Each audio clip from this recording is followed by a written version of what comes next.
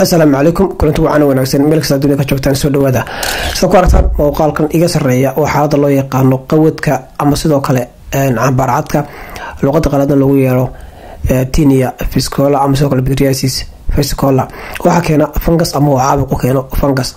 fungus kaas oo loo yaqaan yeast xaalada waxa ku timaadaa marka uu funguskani tiradiisu ay badato maadaama uu si caadi isaga nool yahay maqaarkeena hase yeeshee waxa uu saamici karaa deegaanada marka diiran ama markaas oo kale kuleel xigeenka waxa kale oo inta badan ku tarmaamo ku bataa deegaanada marka saliidu ay ku badan tahay karaana jirka qofka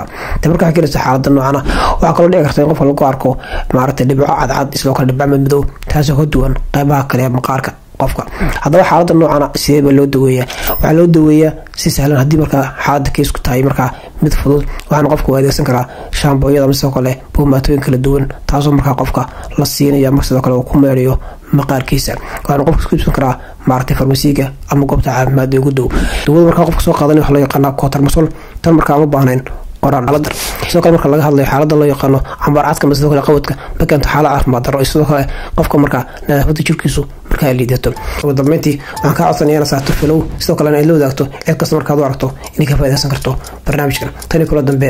nabadgelyo.